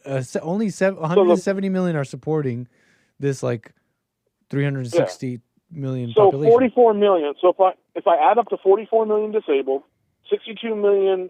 Well, did I add that? Yeah, that are over 65, because I would imagine some are not going to work if they don't want to and don't have to and can make it with their pension. 23 million, can't count that. 74 are below 18 and 44 disabled. When I add that up, that comes up to 203 million right there. So and then you subtract that from the 340. Well, that only leaves 130, something like that, and there's 163 million. So we do need immigrants. Or we need, or you said, I know what you mean.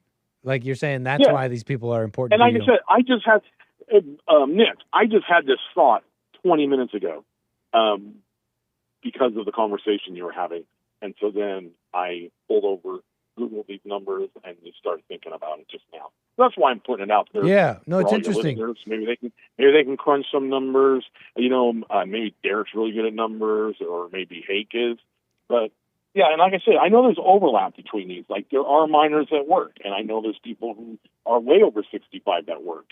I mean, I worked with a security guard when I was security at a casino. There were some guards there that were pushing 80 and still working. Yeah. They were sort of healthy, and you just have to walk around.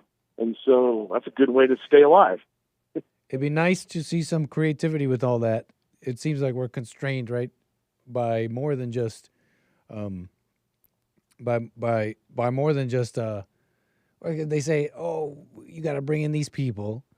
No, you hear. Oh, the reason that Republicans turn a blind eye to this is because they both are complicit in bringing in a cheap labor force. You bringing this up adds to that, so it brings it out of any conspiratorial territory for those listening. Yeah. But to even add to that, it'd be nice to see some creativity with all that. They say, "Oh well, these people on the streets, they have rights." Oh, I forgot to have rights. I forgot that number. And they have rights. I totally forgot to. And you can't force them to work. And I would love to see some creativity with all that. Nick, I forgot to Google the homeless number. Well, there you go. In America. Yeah. I didn't even Google that, and the people that are all strung out. I mean, just in my town alone, there's people just walking crazy and flipping out, and half naked, and mumbling in the streets, and they sprawl out all over stuff, and they got garbage everywhere. It's crazy. At least in California. I don't think every state's probably like that, and not every city or town. But I forgot to Google that number of the homeless. There's an untapped labor market for you, labor force. Right. And what's really in the way of that? If you can Is walk, it really you can walk all around programs my town. You said what? If you can walk around my town in the summer in 120-degree weather, pulling 5 carts, grocery carts full of trash you picked up, then you can work and do something productive. There you go. And really, Right? what's in the way of that? Is it really more programs and taxes and all that, or is it really our own sensibilities and fear? Yeah, of who words? knows? Everyone's story's different. That's true. What I'm saying is, what's really in the way of tapping that labor market of those people who are just deranged on the streets? Is it really, do we need more money and all that? No. Or is it really our own sensibilities that's blocking us from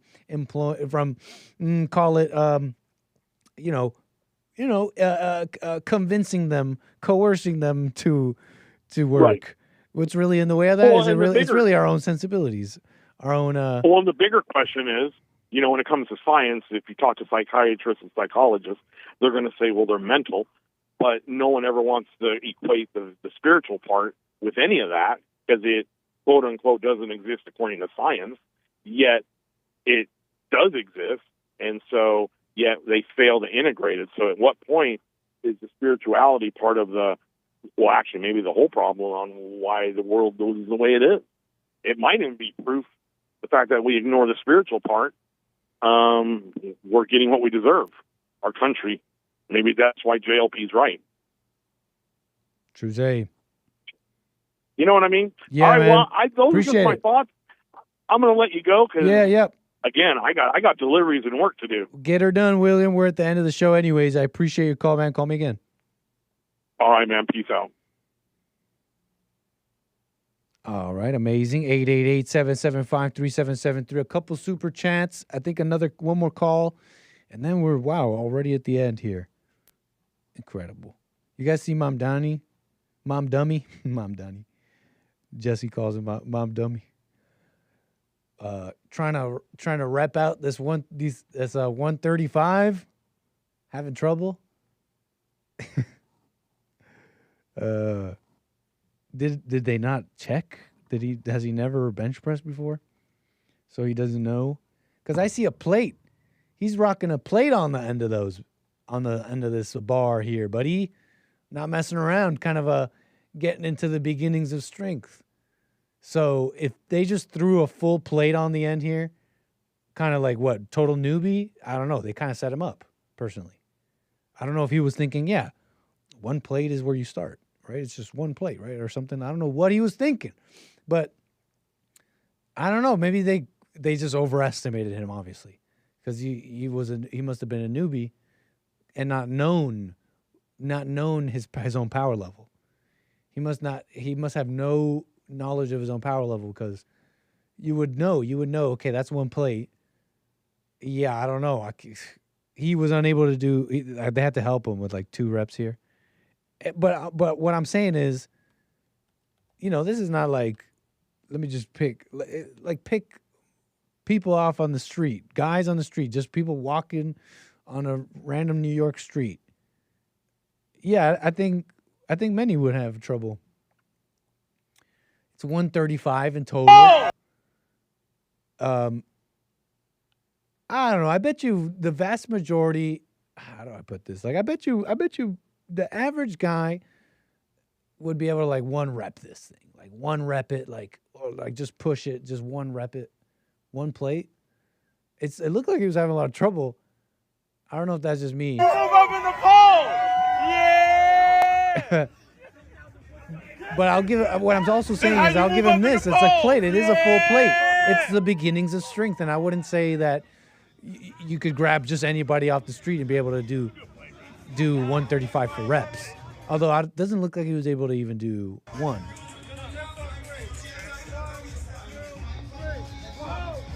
So bars up, and it looks like he's having help here, right? It looks like the whole thing's assisted. Let me get three. Or was it? See, again, now upon looking at this again, he may have repped that out himself, okay? Because, look, I don't know. I know they got RFK in the comments. Where is it? What the? I'm trying to find the RFK video here, and they're messing with me. And I mean, RFK does 135 for reps, but a whole bunch of them. But I mean, he's also got a guy helping. Like holding the bar, right, for him. Just a little bit at the beginning. Just a little bit at the beginning. So it's definitely different. Almost all the way down, too, with it stretching across. Yeah. So that's a plate. That's the same weight, 135. Well, RFK is jacked. Does Mamdani even work out? He may not work out. I don't know why they even made him do that. I don't even know why he made him do that. Triceps, just all the way through. Yeah, there you go. Nice. Yeah. We have So, anyways, there's 135 for you. I thought it was something fun. Derek, Nashville, Tennessee. How you doing, sir? On the air. All is well. No, not a chance on God's green earth someone's going to sell me bench pressing anything. Oh, my goodness.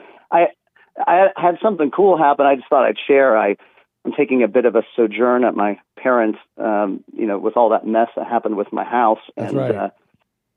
And I was speaking with my folks, and it was funny. My mother made this comment, and she was saying, she goes, "You don't seem upset about this at all." And I go, "Well, what's there to get upset about?" She goes, "Well, old Derek would have gotten angry and would have gotten what's his, and would have." And I realized it was really honestly the biggest compliment that I've gotten in a long time. And I'm like, there's no reason to get upset about anything. And she was just kind of surprised that I think she kind of considered me being lackadaisical about all of it, which I'm not. I'm just kind of attending to the things as they come along and, taking care of it. And, this is the longest I've stayed with my parents since, I don't know, I was in my early 20s. And so it's been a bit of an adjustment. I'm glad to be here, but I just thought it was real interesting. She noticed that she wouldn't say it this way, overreacting to all of it. And I was like, I didn't even think of it that way. I was just kind of going about my business and trying to get it done. And I just thought it was kind of cool, if that makes any sense. She's like, why aren't you upset about it? I'm like, what's there to be upset about? It just is. And like I told you on the last call, it's like, I think this is absolutely perfect for me. It's just what I need, apparently. And so, I don't know. I just thought that was kind of cool and thought I'd throw in my little people seeing the light. That's cool, man. I like hearing that. You get that little bit, and I'm just, it's been really, honestly, I've actually had a real interesting time with it. So, but I just appreciate you guys at Bond and so much. So just want to thank you and Jesse and everybody there for everything. Right on, Derek. Nice to hear that, man. It means a lot to me to hear that. Well, put it like this. What it means to me is to discover that you could even, I was talking to a friend the other day, and he was describing just going through difficult things. And I had realized in that moment that you could be doing the very difficult things that my buddy was doing, but you could just simply do things with a lighter heart. It's amazing that your external world, you could do the exact same actions and exact same stressful activities, but you can have a lighter heart like that. If that would be a alien concept to me years ago. It's like light. We do something with a lighter heart. What does that mean? But I bet you are understanding that right now, Derek, and maybe some viewers as well, that you could do something, but just have a lighter heart. Like that's deep to me. That's even possible. Like I wouldn't even understand. That's crazy. That would have been crazy to me years ago. Oh, crazy. And she's right. I would have been mad and demanding things and this and that. I'm like, why? And any time I did that, it didn't get me anywhere. It didn't get me any farther. And so I'm just dealing with it day by day and get up and do the work, and it's just going to work itself out. Why get so upset about it? And I just thought it was interesting. It was almost like I'm just doing my work, and it kind of got reflected back to me. And I'm like, yeah, she's right. I'm not getting upset, but she couldn't understand why I'm not all worked up about it, because there's no need to get worked up about it, So I just thought that was really interesting. I was like, no, I'm not mad about it. But I 100%, 5 years ago, I would have been a basket case all over the place. So, but I do appreciate you so much and everyone there. So thank you so much for everything you've done. Yes, sir, man. Well, appreciate your support, and we're just keeping the message going. All right, you got it, man. Take it easy. Call me again, Derek. Take care. Bye-bye. If you got to do it, and it sucks, just do it with a lighter heart. Why are you making it complicated? You got to do it, right? But it sucks. Well, then just do it with a lighter heart. All right, y'all. That's it from me. More American Anchor Baby tomorrow. Let me just read these couple super chats before we go.